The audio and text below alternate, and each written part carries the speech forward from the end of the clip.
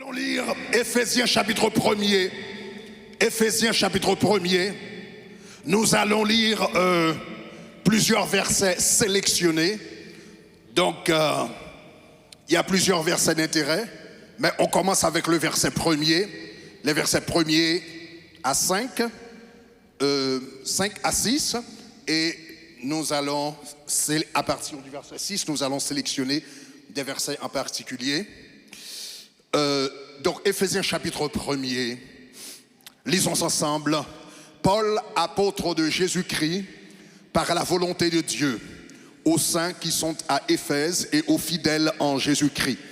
Que la grâce et la paix vous soient données de la part de notre Seigneur Jésus-Christ. Béni soit le Dieu et Père de notre Seigneur Jésus-Christ, qui nous a bénis de toute bénédiction spirituelle dans les lieux célestes en Christ. Alléluia. En lui, nous avons été élus avant la fondation du monde, pour que nous soyons saints, irréprochables devant lui. Verset 5. Prédestinés dans son amour à être des enfants d'adoption par Jésus-Christ, selon ce bon plaisir, selon le bon plaisir de sa volonté. Verset 6. À la louange de la gloire de sa grâce. Maintenant le verset 7. En lui nous avons la rédemption par son sang, la rémission des péchés, selon la richesse de sa grâce. Et le verset 12 dit, afin que nous servions à la louange de sa gloire. Verset 13. En lui, vous aussi, après avoir entendu la parole de la vérité, l'évangile de votre salut, en lui, vous avez cru et vous avez été scellés du Saint-Esprit qui a été promis, lequel est un gage de notre héritage pour la rédemption de ce que Dieu s'est acquis à la louange de sa gloire. Alléluia, disons gloire. Le thème de cette conférence, c'est briller dans les ténèbres. Briller dans les ténèbres.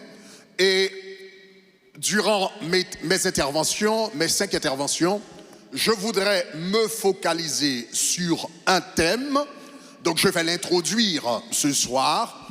Et demain et les jours d'après, nous aurons la chance vraiment d'en parler, d'élargir le concept.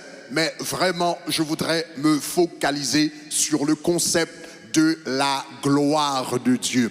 La gloire de Dieu, qu'est-ce que c'est? Pourquoi c'est important de vivre pour la gloire de Dieu? Donc, ce soir, je voudrais introduire cette notion, faire une mise en contexte, donc pour que vous puissiez savoir, comprendre l'importance de la gloire. Maintenant, quand j'étais jeune, au milieu de la vingtaine, j'ai eu la chance d'étudier en Espagne, dans une petite ville qui s'appelait Salamanca. Et quand j'étais en Espagne, j'avais l'habitude, en Espagne, on observe ce qu'on appelle la siesta ou bien la sieste, donc vers 13h, donc jusqu'à 13h, jusqu'à, je dirais, 15h par là, 15h, 14h par là.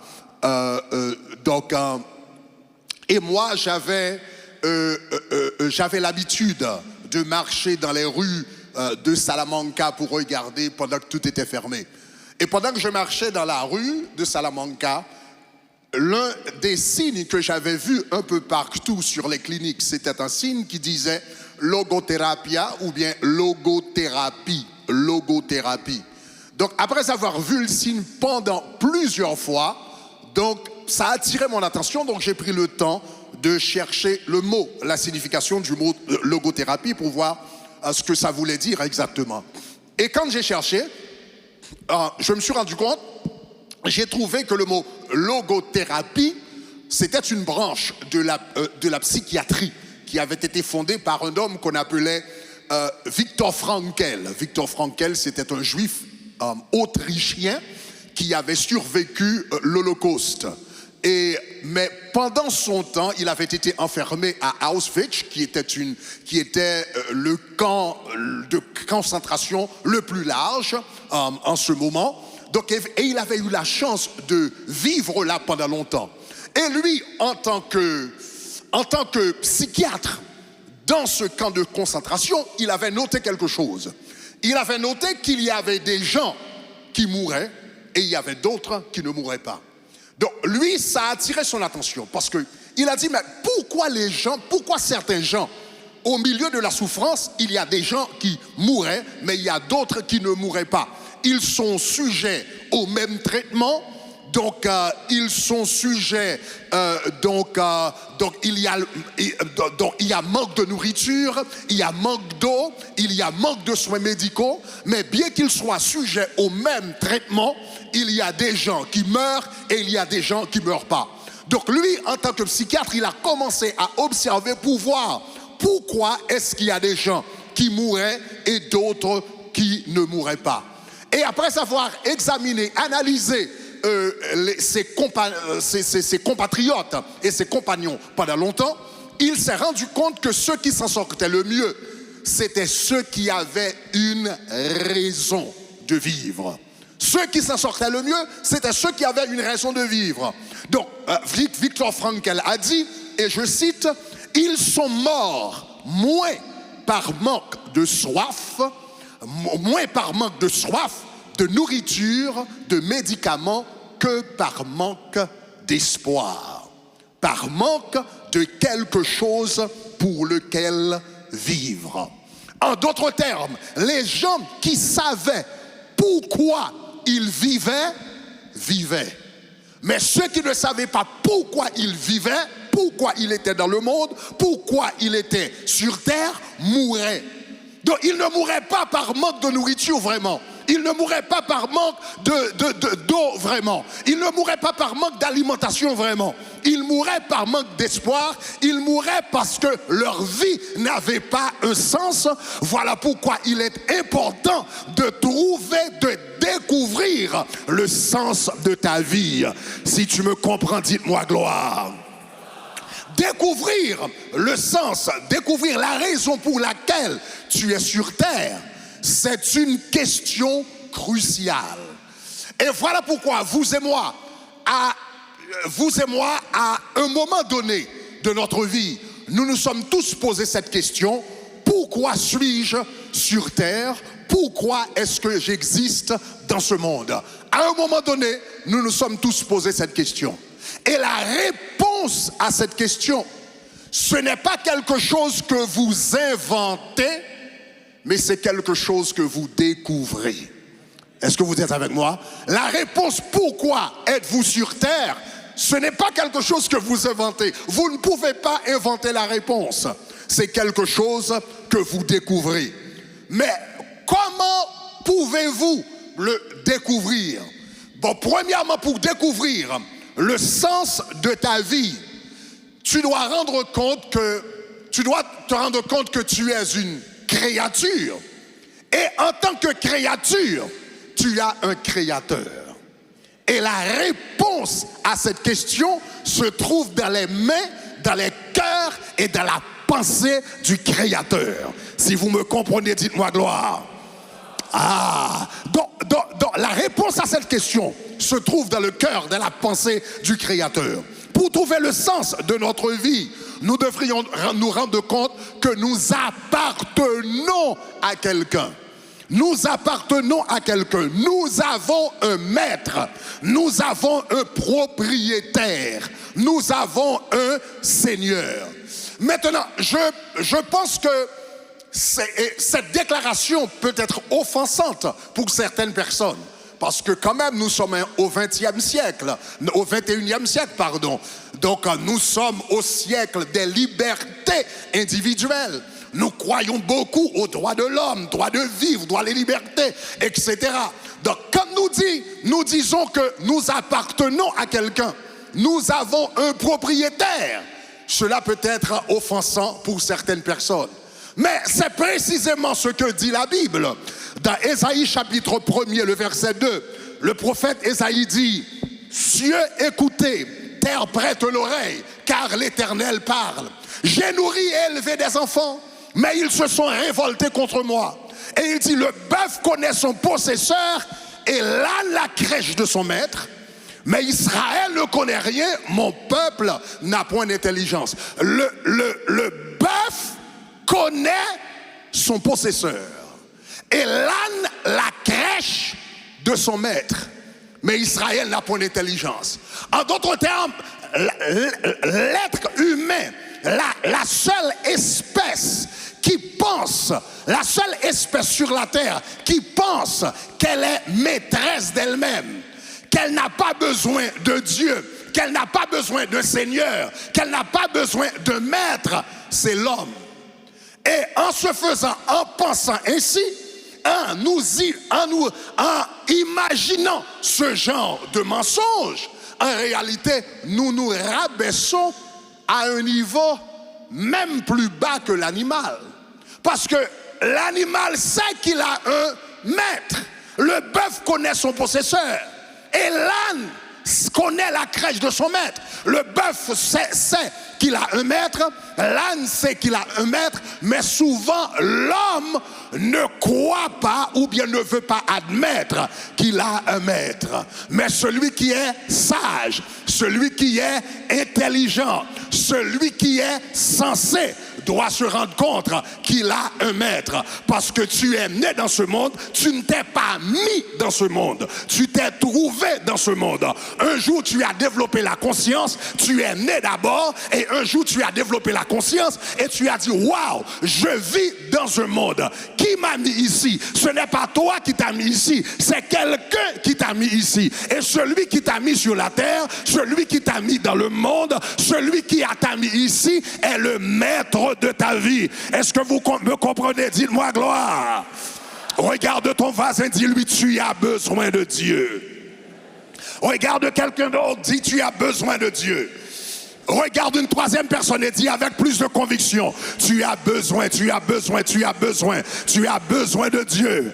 Quand quelqu'un pense qu'il n'a pas besoin de Dieu, qu'il n'a pas besoin du Saint-Esprit, qu'il n'a pas besoin de Jésus-Christ, eh bien il se rabaisse à un niveau très très bas. Donc nous appartenons à Dieu. Nous sommes ici dans ce monde et nous appartenons à Dieu. Nous appartenons à celui qui nous a créés. Donc voilà pourquoi le psaume 100 dit cela. Le psaume 100 dit poussez les cris de joie, vous tous habitants de la terre. Servez l'Éternel avec joie. Venez avec allégresse en sa présence. Sachez que l'Éternel est Dieu. Sachez que l'Éternel est Dieu. C'est lui qui nous a fait. Nous lui appartenons. Nous lui appartenons. Nous lui appartenons, nous sommes son peuple et le troupeau de son pâturage. Sachez, c'est lui qui nous a fait. Et parce qu'il nous a fait, nous lui appartenons. Nous lui appartenons. Pourquoi? Parce qu'il nous a fait. Parce qu'il nous a fait, il a le droit de création et d'appartenance sur nous. Tout inventeur, tout créateur a le droit d'appartenance sur sa création. Tout inventeur a le droit d'appartenance sur son invention. Est-ce qu'on est ensemble? Donc si quelqu'un ne veut pas de Dieu dans sa vie, si tu veux dire je suis maître de moi-même, je n'ai pas besoin de Dieu, je n'ai pas besoin du Saint-Esprit, je n'ai pas besoin de Jésus-Christ, avant de te déclarer maître de toi-même, tu dois toi-même produire tes propres poumons, produire tes propres poumons, produire ton propre cerveau, produis ton propre cœur, produis tes propres reins, produis tes propres yeux. Mais si tu n'arrives pas à produire tes propres yeux, ton propre cœur, tes propres poumons, tes propres reins, tes propres pieds, tes propres mains, celui qui t'a donné les poumons, celui qui t'a donné les yeux, celui qui t'a donné le cœur, celui qui t'a donné l'intelligence est ton maître et est ton possesseur, il est ton Dieu, c'est lui qui nous a fait, nous lui appartenons. Quelqu'un dit j'appartiens à Jésus. Quelqu'un dit j'appartiens à Jésus. Quelqu'un dit j'appartiens à Jésus. Je n'appartiens pas à moi-même, j'appartiens à... Asseyez-vous, nous lui appartenons. Nous sommes son peuple et le troupeau de son pâturage. Le troupeau de son pâturage signifie que nous sommes tous des brebis, n'est-ce pas, qui font partie du grand troupeau de l'Éternel. Et une brebis ne choisit pas, une brebis ne prend pas ses propres décisions. Une brebis ne choisit pas ce qu'elle va manger, où elle va manger, où elle va boire, où elle va marcher, où elle va dormir. C'est le berger qui décide de toutes ces choses. Est-ce qu'on est avec moi? Donc quand nous nous rendons compte que nous sommes des brebis de l'Éternel, nous apprenons à suivre les directives du Maître. Nous apprenons à suivre les ordres du Maître. Nous apprenons à faire la volonté du Maître. Et il y a beaucoup de nous qui avons fait de mauvaises décisions dans la vie parce que nous avons essayé de prendre la place du berger. Nous sommes des brebis qui avons essayé de prendre la place du berger. Donc certains parmi nous, peut-être ici, avons peut-être rentré dans un mauvais mariage parce que nous avons essayé de prendre la place du berger. Nous avons gaspillé notre argent parce que nous avons essayé de prendre la place du berger. Nous sommes bloqués dans un ministère parce que nous avons essayé de prendre la place du berger. La brebis ne prend pas la place du berger. La brebis suit les directives du berger. Est-ce qu'on est ensemble? Peu importe ce que tu puisses penser, peu importe ce que les autres puissent penser, peu importe ce que le monde puisse penser, la brebis suit les directions du Maître. Est-ce qu'on est ensemble? Alléluia. Si vous êtes avec moi, dites-moi gloire. Donc nous appartenons à Dieu. Donc pour pouvoir briller dans les ténèbres, nous devrions savoir, numéro 1, que nous appartenons à Dieu. Et puisque nous appartenons à Dieu, le plan de notre vie se trouve entre les mains de Dieu. Donc si je suis par exemple le créateur d'une paire de chaussures, donc si je fabrique par exemple une paire de chaussures, c'est la personne qui a créé, qui a fabriqué la paire de chaussures qui peut vraiment dire quelle est la raison d'être de cette paire de chaussures. Vraiment, c'est la personne qui a fabriqué qui pourra dire est-ce que c'est une chaussure, c'est une paire de chaussures de ville? Est-ce que c'est une paire de chaussures, je ne sais pas, de course, de golf, de basket, etc. C'est la personne qui a fabriqué la paire de chaussures qui va écrire sur la boîte « Voici la raison d'être de cette paire de chaussures ». Est-ce qu'on est ensemble? Donc vous appartenez à Dieu et c'est Dieu qui vous a créé. C'est lui qui peut vraiment dire quelle est la raison d'être de ton existence sur la terre. Donc voilà pourquoi il dit dans Jérémie chapitre 29, 29 verset 11, car je connais les projets que j'ai formés sur toi, dit l'Éternel, projets de paix et non de malheur, afin de te donner un avenir et de l'espérance. Donc le plan de ta vie se trouve entre les mains de Dieu. J'ai dit le plan de ta vie se trouve entre les mains de Dieu. Le but de ta vie se trouve entre les mains de Dieu. L'objectif de ta vie se trouve entre les mains de Dieu. La raison d'être de ta vie se trouve entre les mains de Dieu. Et pour connaître ta raison d'être, pour découvrir le sens de ta vie, tu dois découvrir le Dieu qui t'a donné la vie. Est-ce qu'on est ensemble? Maintenant, nous avons dit tout d'abord que nous avons un créateur. Nous sommes des créatures, nous avons un créateur et c'est lui qui donne du sens à la vie. Donc la question maintenant, c'est puisque le Seigneur a dit « Je connais les projets que j'ai formés sur toi ». Donc le plan de ta vie se trouve entre mes mains. Quel est le plan de Dieu pour la vie de l'homme? Quel est le plan de Dieu pour la vie de Pasteur Grégory? Quel est le plan de Dieu pour la vie de Pasteur Marcelo? Quel est le plan de Dieu pour la vie de chaque personne ici? Quel est le plan de Dieu pour chaque personne dans cette nation? La réponse, heureusement, la réponse est simple. En réalité, Dieu a le même dessein. Il a le même dessein, le même projet, le même plan pour chaque personne assise dans cette église. Il a le même projet, le même plan fondamental, pour chaque personne assise ici, pour chaque personne dans cette nation, pour chaque personne dans ce continent, pour chaque personne sur la planète. Dieu a le même dessein pour tous les êtres créés, pour tout ce qu'il a créé. Il a le même dessein pour le soleil, la lune, les animaux, les arbres, les hommes. Dieu a le même plan, le même projet, le même dessein. Quel est ce plan fondamental? Le glorifier. Dieu a un seul plan pour tous les hommes. Dieu a un seul plan pour toutes les femmes. Dieu a un seul plan pour tous les êtres humains. Dieu a un seul plan pour toute la création. Son plan, c'est le glorifier. Dieu fait tout. Et je reprends demain matin, je parlerai encore plus. Mais Dieu fait tout pour sa gloire. D'abord, Dieu fait tout, avant tout pour sa gloire. J'ai dit quoi? Il fait tout avant tout pour... Il fait tout avant tout pour...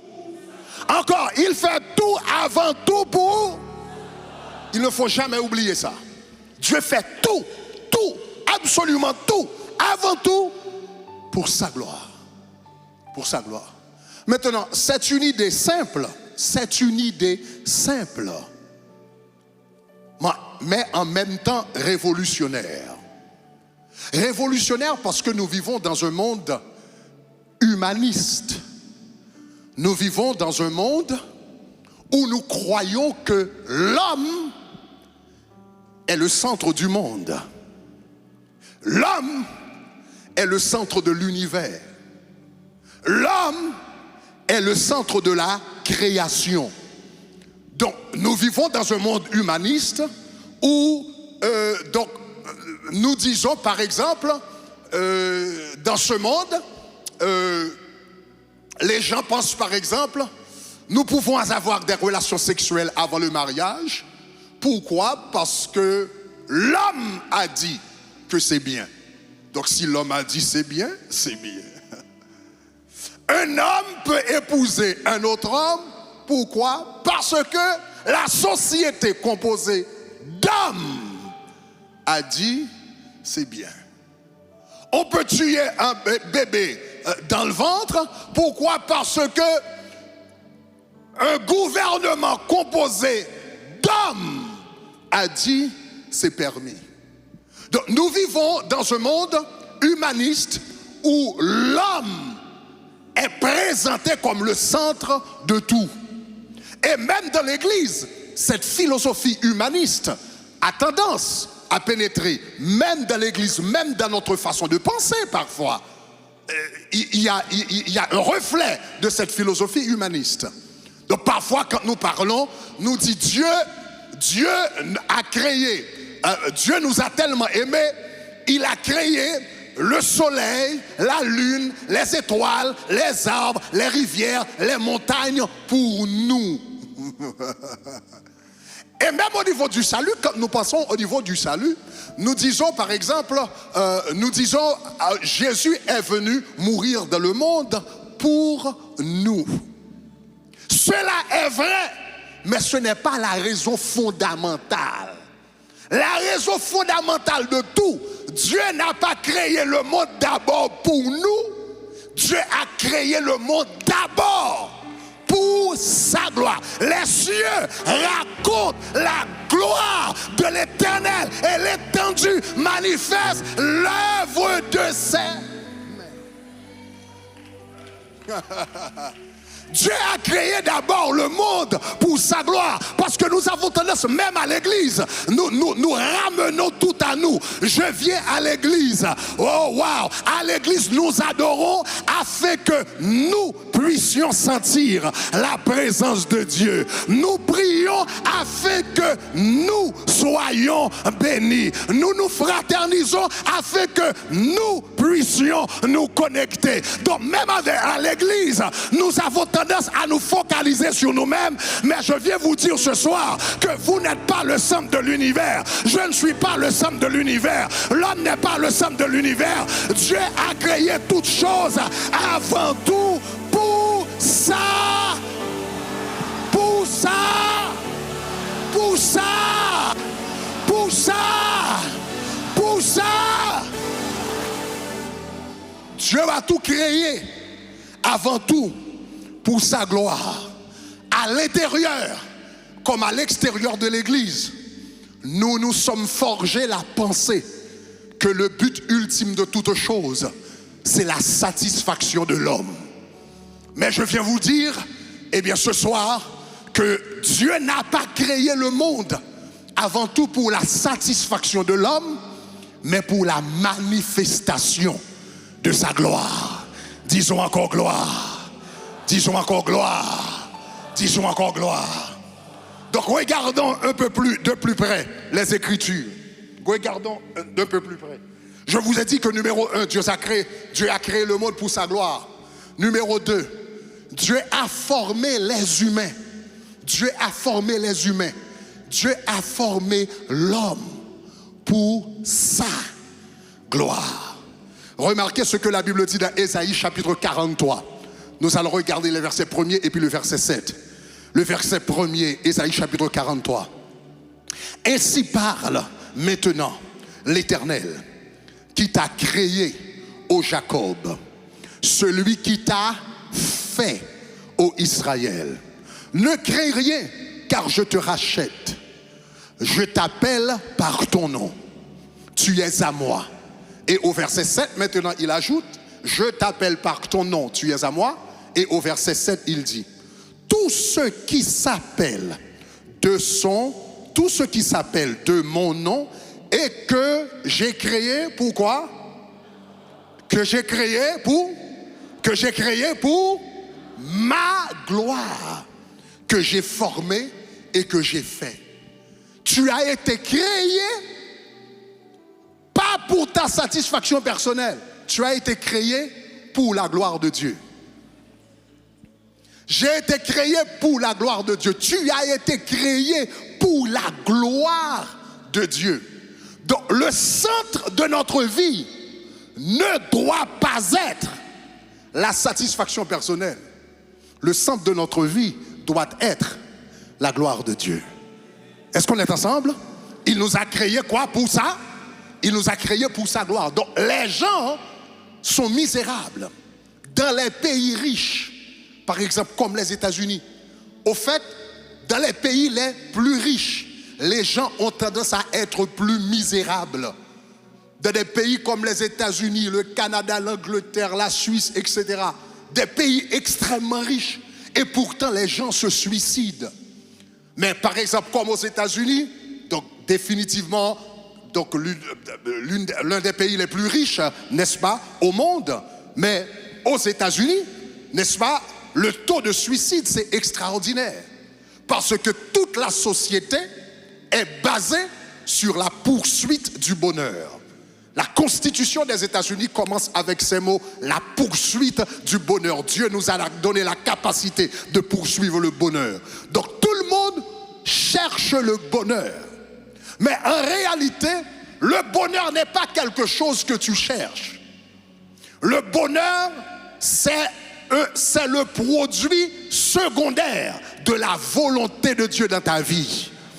Quand tu fais la volonté de Dieu, Est-ce que tu es avec moi? Quand tu fais la volonté de Dieu, quand tu marches selon la volonté de Dieu, quand tu vis selon la volonté de Dieu, tu trouves le bonheur, mais c'est un produit secondaire. Si tu essayes de trouver le bonheur comme produit prioritaire, comme idée principale, tu ne vas pas le trouver parce que Dieu ne t'a jamais créé pour chercher le bonheur. J'ai dit Dieu t'a jamais créé pour chercher le bonheur. Donc si tu te maries pour le bonheur, tu vas avoir un problème. Si tu as créé ton entreprise pour le bonheur, tu vas avoir des problèmes. Si tu veux de l'argent pour le bonheur, tu vas avoir des problèmes. Si tu as commencé un ministère pour le bonheur et tu vas faire de ce ministère la source de ton bonheur, tu vas avoir des problèmes parce que Dieu n'a jamais créé l'homme pour chercher le bonheur. Dieu a créé l'homme pour chercher sa gloire. Et quand tu trouves sa gloire, nous allons apprendre ça demain matin, quand tu trouves sa gloire, tu trouves le bonheur parce que le bonheur de l'homme est caché dans la gloire de Dieu. Le bonheur de l'homme est caché dans la gloire de Dieu. Donc, Dieu nous a créés pour sa gloire. Mais non seulement Dieu nous a créés pour sa gloire, Dieu nous a également sauvés pour sa gloire. Dieu nous a créés pour sa gloire, numéro 1. Deuxièmement, Dieu nous a sauvés pour sa gloire. Et l'épître aux Éphésiens, qui est une épître magistrale écrite sur le salut, dans le chapitre 1er, dans l'épître aux Éphésiens, l'apôtre Paul nous dresse un tableau du salut.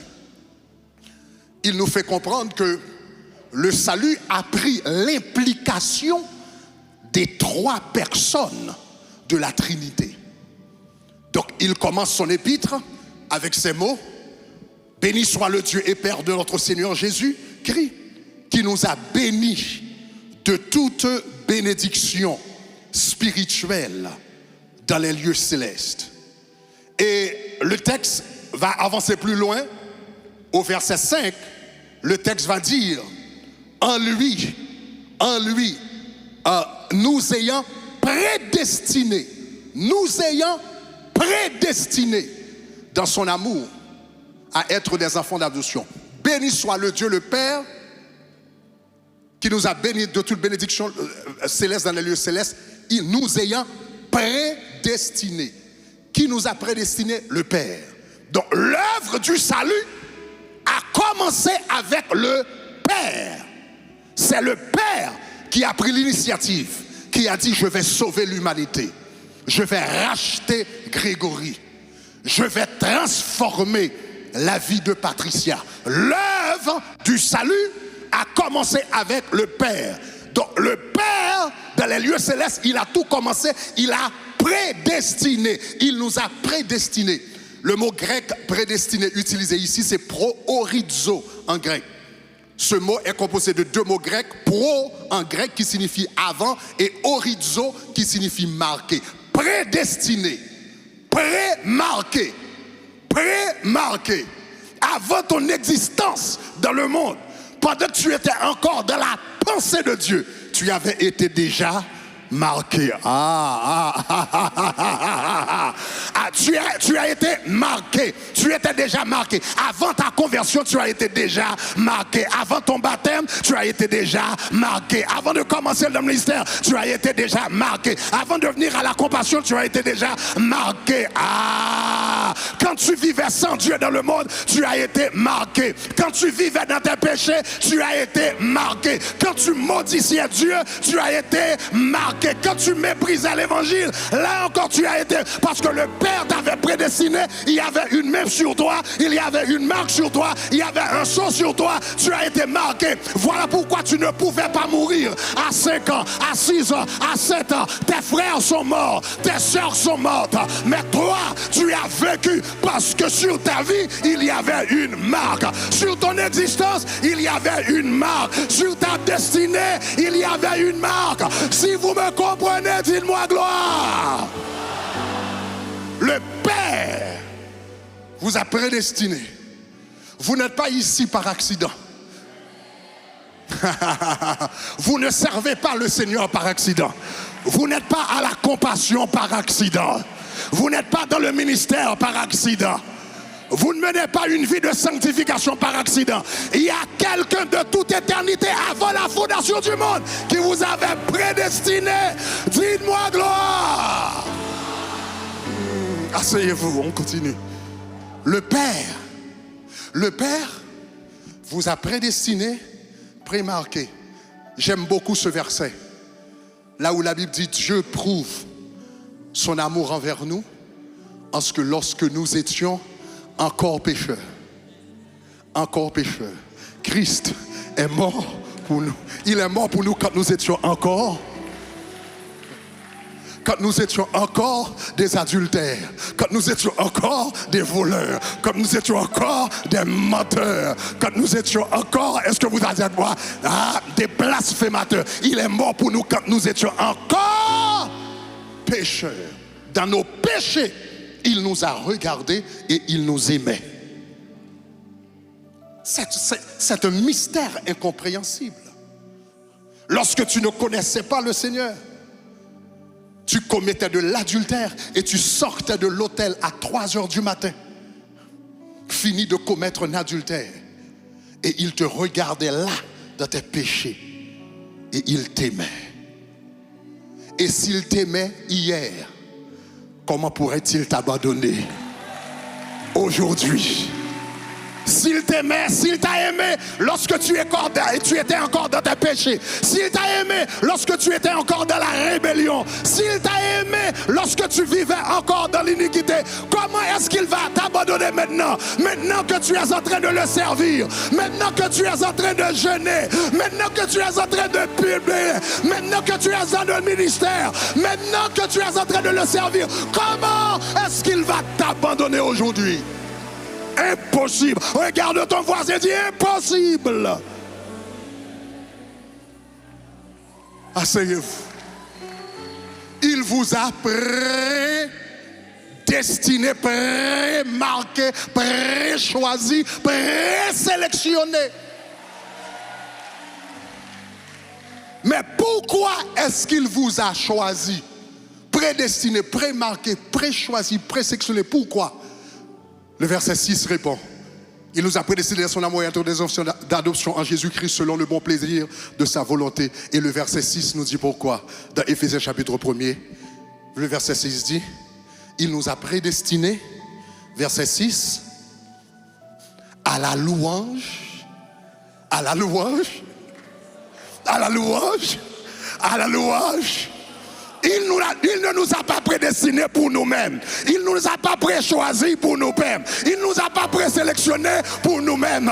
Mais il nous a prédestinés, préchoisis, présélectionnés, prémarqués, afin que je puisse venir à la compassion et lever mes mains en l'air et dire Seigneur Jésus, je t'aime, je t'adore, je te glorifie. Toute ma vie t'appartient à la louange de sa.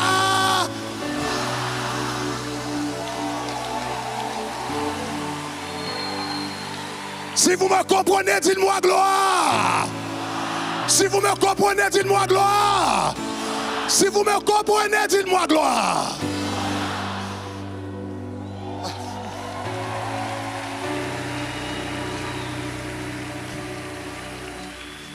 Asseyez-vous. Asseyez-vous donc. L'œuvre du salut a commencé avec le Père.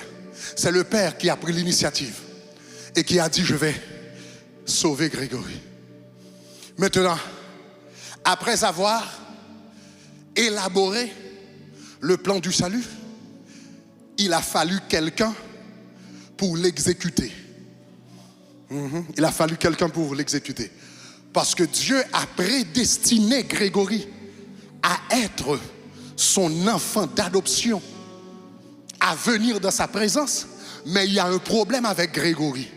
Quel est le problème avec Grégory? C'est que Grégory est pécheur. Et Dieu, lui, il est 3 fois saint. Ses yeux sont trop purs pour voir le mal.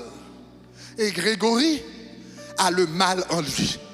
Il a prédestiné Grégory à être son fils, à vivre dans sa maison, à vivre dans son sein, mais il y a un problème. Il est un Dieu trois façons et Grégory est un pécheur. Donc la seule façon pour Grégory de devenir fils de Dieu, de rentrer dans la maison de Dieu, d'appartenir à la famille de Dieu et de venir dans la présence de Dieu, il faut que quelqu'un meure et paye le prix du péché de Grégory pour satisfaire la justice de Dieu, car le salaire du péché, c'est la mort. Il faut que quelqu'un meure et paye le prix de ses péchés. Donc à ce moment maintenant, la deuxième personne de la Trinité avance. Ah, la deuxième personne de la Trinité avance. Donc le Père a dit, j'ai prédestiné. Et puis Jésus lui a dit, moi je vais racheter Grégory, je vais faire la rédemption. Donc Éphésiens chapitre 1er verset 7 dit, maintenant en lui, c'est-à-dire en Jésus-Christ, en lui, nous avons la rédemption. Par son sang. Il faut que quelqu'un verse son sang et paye le prix du péché. En lui, nous avons la rédemption par son sang. La rémission des péchés selon la richesse de sa gloire. En lui, nous avons la rédemption. Rédemption. Le mot rédemption qui signifie racheter. Racheter signifie payer en rançon pour. Payer pour que le captif reçoive la liberté. Payer pour délivrer un captif. Donc vous et moi, nous étions esclaves du péché. Est-ce qu'on est ensemble? Nous étions esclaves du péché. Nous n'étions pas seulement pécheurs, mais nous étions esclaves du péché. Rédemption signifie payer un prix pour libérer un esclave. Donc la Bible dit, en Jésus, nous avons la rédemption. Le prix a été payé afin que nous sortions de l'esclavage du péché. Voilà pourquoi ce n'est plus admissible. Il y a des gens dans l'église qui vivent dans le péché et qui disent, mais il faut comprendre, dans ma famille, on est comme ça. Dans ma famille, on ment beaucoup. Dans ma famille, on vole beaucoup. Dans ma famille, les gens, les hommes généralement ne sont pas fidèles à leurs femmes. Well, ça c'est dans ta famille. Mais quand tu es converti, il y a un prix qui a été payé pour toi. Tu n'es plus esclave du péché.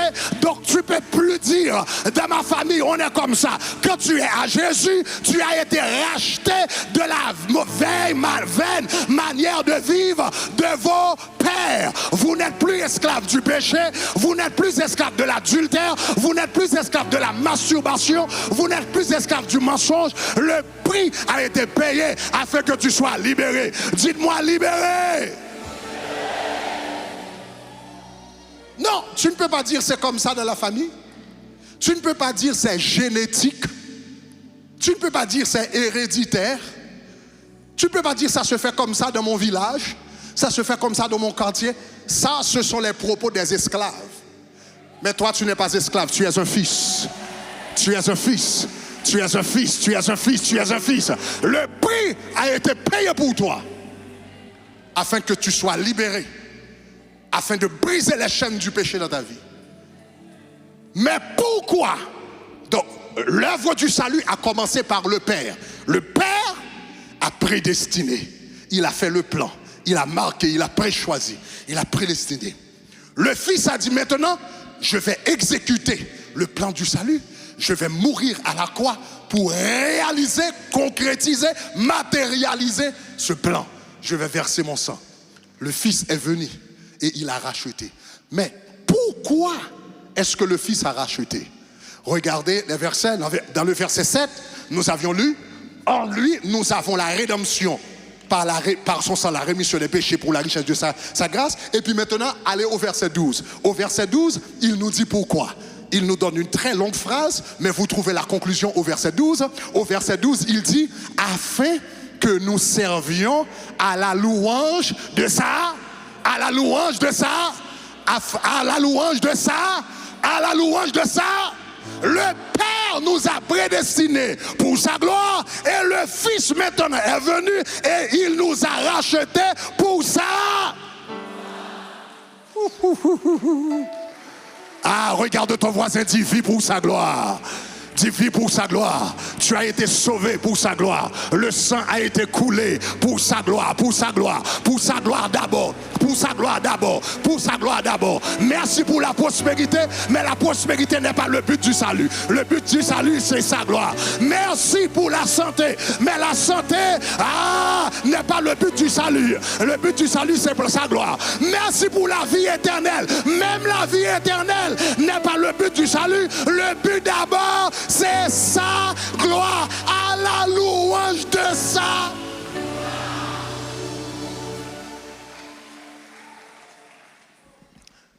Le Père nous a prédestinés à commencer le processus du salut à travers la prédestination. Il nous a sauvés pour sa gloire. Et puis le Fils va venir maintenant nous racheter.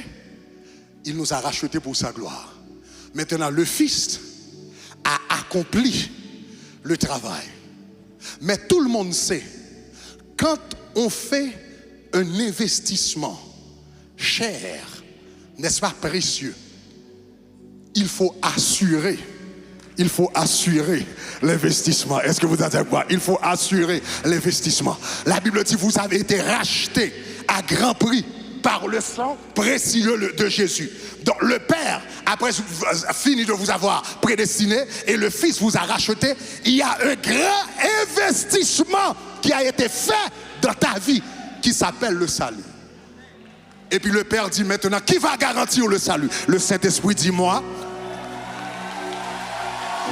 Qui va garantir? Qui va garantir? Qui va garantir pour que nous ne perdions pas l'investissement? Qui va garantir pour que nous ne perdions pas l'œuvre de la croix? Qui va garantir pour que nous ne perdions pas l'efficacité du sang de Jésus? Qui va garantir? Donc le verset 13, asseyez-vous, le verset 13 dit, en lui vous aussi, après avoir entendu la parole de la vérité, l'évangile de votre salut, en lui vous avez cru, en lui vous avez cru, en lui vous avez cru, et vous avez été... En lui vous avez cru, scellé, scellé. Il y a deux conditions importantes. En lui, après avoir entendu, pour recevoir ce sceau, numéro 1, il faut avoir entendu. Il faut que vous ayez entendu. Afin que, après avoir entendu l'évangile de votre salut. Et deuxièmement, et que vous avez cru.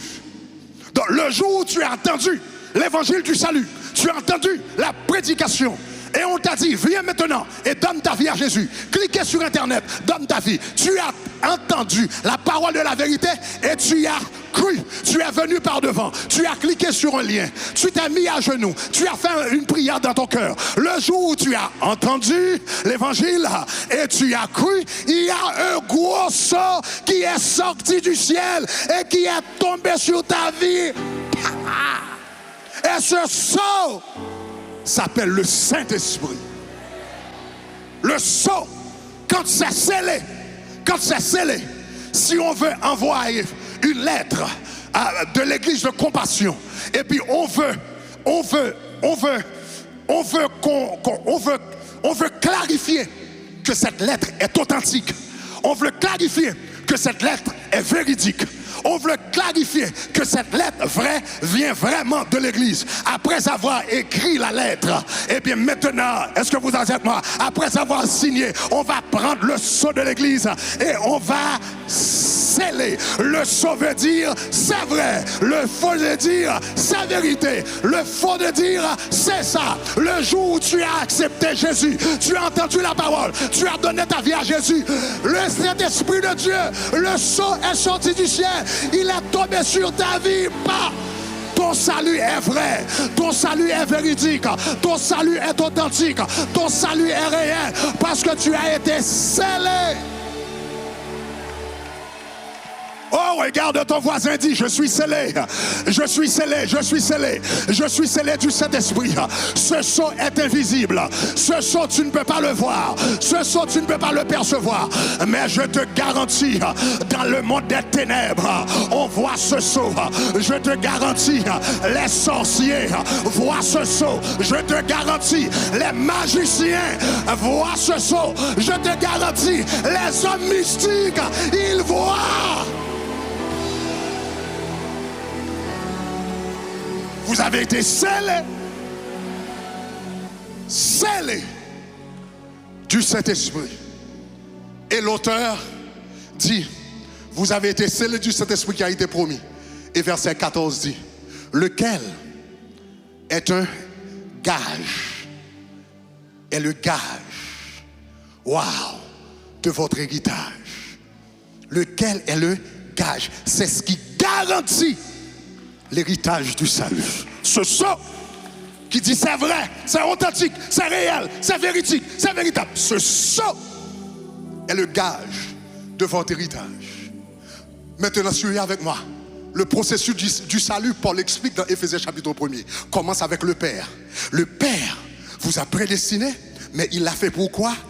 Pour sa gloire. Et puis le Fils va venir maintenant, il vous a racheté en mourant à la croix sur le bois du calvaire et versant son sang. Et il l'a fait pourquoi? Pour sa gloire. Et le Saint-Esprit a dit, moi, je vais sceller l'œuvre du salut et je vais constituer l'assurance du salut. Mais pourquoi est-ce que le Saint-Esprit de Dieu l'a fait? Regardez le verset 14.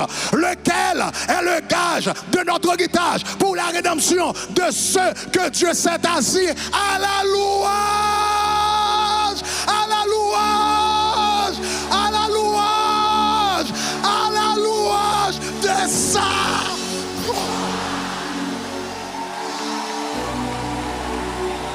Vous avez été prédestinés pour sa gloire. Vous avez été rachetés pour sa gloire. Vous avez été sauvés pour sa gloire. Vous avez été transformés pour sa gloire. Vous avez été transformés pour sa gloire. Vous êtes remplis d'onction pour sa gloire. Vous êtes remplis de présence pour sa gloire. Vous êtes remplis du Saint-Esprit pour ça.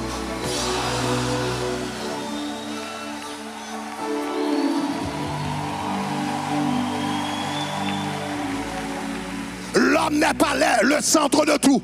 L'homme n'est pas le centre de tout. Je ne suis pas le centre de tout. Pasteur Marcelo n'est pas le centre de tout. Ma femme n'est pas le centre de tout. Nous ne sommes pas le centre de tout. Le président n'est pas le centre de tout. Le centre de tout, c'est Dieu et tout existe pour la gloire de Dieu.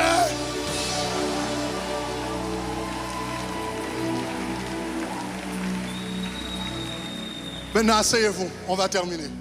Asseyez-vous.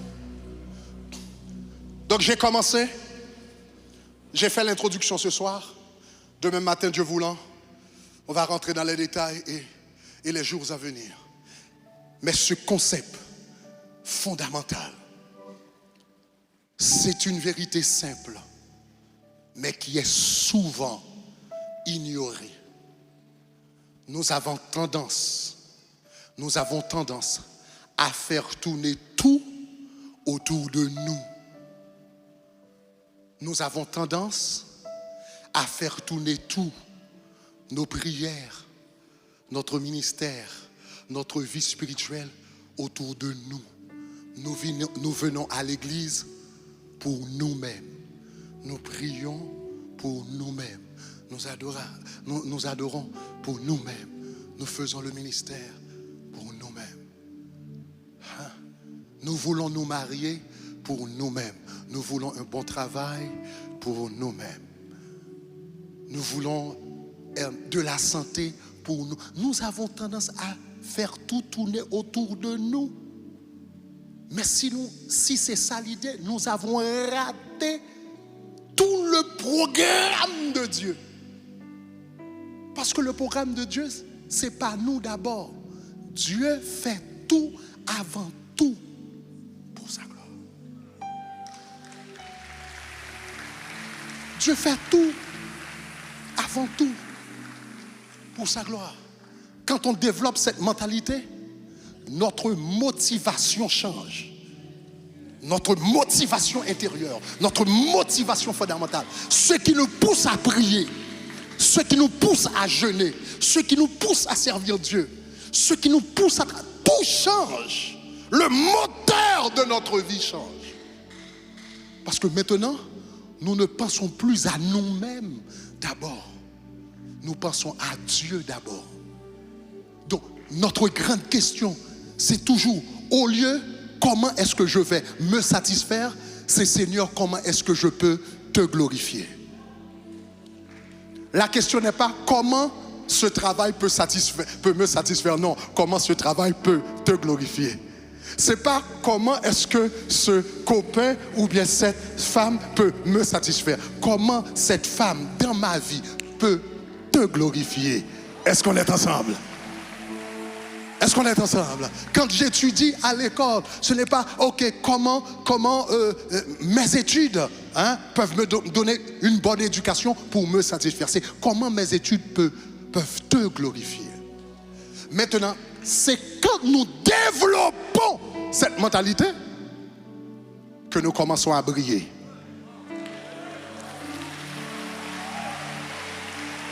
C'est quand nous développons cette mentalité que nous commençons à briller. Parce que le soleil brille et la lune brille. Mais le soleil brille de sa propre lumière. Tandis que la lune brille parce qu'elle reflète la lumière du soleil. Ah, est-ce qu'on est avec moi? Dieu brille parce qu'il est un Dieu de gloire. Il brille. Mais nous, vous et moi, nous brillons parce que nous reflétons. Parce que nous reflétons la gloire de Jésus dans nos vies. Pour que la lune brille, elle doit se focaliser sur le soleil, non pas sur elle-même, parce qu'elle n'a pas de lumière. Je n'ai pas de lumière, tu n'as pas de lumière, nous n'avons pas de lumière. La seule façon nous pouvons briller dans les ténèbres, c'est en reflétant la lumière de Jésus, en vivant pour la gloire. Acclamons le Seigneur. Acclamons le Seigneur. Acclamons le Seigneur. Acclamons le Seigneur. Acclamons le Seigneur. Acclamons le Seigneur. Nous ne sommes pas des soleils, nous sommes des lunes. Nous ne sommes pas des soleils, nous sommes des lunes. Nous ne sommes pas des soleils, nous sommes des lunes. La seule façon de briller dans les ténèbres, c'est de vivre pour Jésus. La seule façon de vivre dans les ténèbres, c'est de refléter sa gloire. La seule façon de vivre, de briller dans les ténèbres, c'est de refléter son image. Karamasa Karabaya, Karabakoreba Katabaya, Kabababa Korebe Ketebe, Korabasho Korebete, Kabababa Rabakota, Kabababaya. Je sens la gloire de Dieu dans ce lieu. Je sens la gloire de Dieu. J'ai dit, je sens la gloire de Dieu. Je sens la gloire de Dieu dans cet endroit. S'il y a quelqu'un qui veut briller pour Jésus, s'il y a quelqu'un qui veut vivre pour la gloire de Dieu, s'il y a quelqu'un qui veut dire, aujourd'hui, je mets de côté mon égoïsme. Aujourd'hui, je mets de côté mon égocentrisme. Aujourd'hui, je mets de côté mes projets. Aujourd'hui, je mets de côté mes plans. Aujourd'hui, je mets de côté mes programmes. Je veux vivre pour toi. Je veux vivre pour ta gloire, afin que je puisse glorifier ton nom.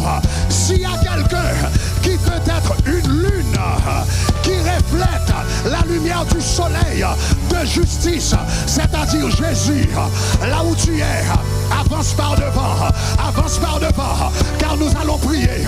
Seigneur, je veux te refléter. Avance là où tu es. Rabado Meshakataya, Karabakataya Kata, Remamamama Mario, Remoko Shakata.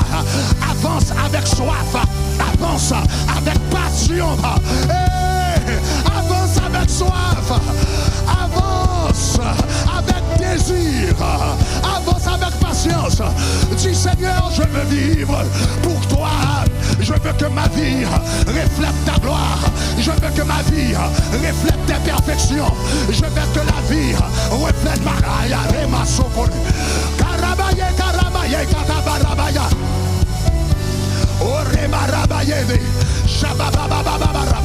Seigneur, je te demande pardon parce que j'ai raté l'objectif de la vie chrétienne. Je te demande pardon parce que j'ai raté l'objectif du salut. Je pensais que le salut c'était pour moi. Je pensais que le salut c'était pour moi. Je pensais que le salut c'était pour mon confort. Je pensais que le salut c'était pour mes projets, mes ambitions. Mais j'ai appris que le salut c'est pour ta gloire. C'est pour ta gloire, Jésus. C'est pour ta gloire, Jésus. Seigneur, je te demande pardon parce que mes prières sont focalisées sur moi-même. Mes prières sont focalisées sur mes désirs. Mes prières sont focalisées sur ma volonté. Seigneur, combien de fois j'ai prié, combien de fois j'ai dressé une liste dans ma prière. Je viens avec mes problèmes, mais je ne t'ai pas demandé qu'est-ce que tu veux de moi, qu'est-ce que tu attends de moi, qu'est-ce que tu aspires de moi, qu'est-ce que tu projettes sur ma vie. Je te demande pardon. Parle à Jésus, parle à Jésus, parle à Jésus, parle à Jésus. Commence par demander pardon. Commence par demander pardon. Seigneur, je n'ai pas vécu pour ta gloire. Je n'ai pas vécu pour ta gloire. Ma motivation a été fausse. Ma motivation a été une motivation pécheresse. Ma motivation a été une motivation inique. Parce que je m'étais focalisé sur moi-même. Seigneur, délivre-moi de moi-même. Seigneur, délivre-moi de l'égoïsme. Seigneur, délivre-moi de l'égocentrisme. Seigneur, délivre-moi de la rébellion. Oh, Seigneur, délivre-moi de moi-même. Seigneur, délivre-moi de mes péchés. Seigneur, délivre-moi. Délivre-moi de l'orgueil. Seigneur, délivre-moi.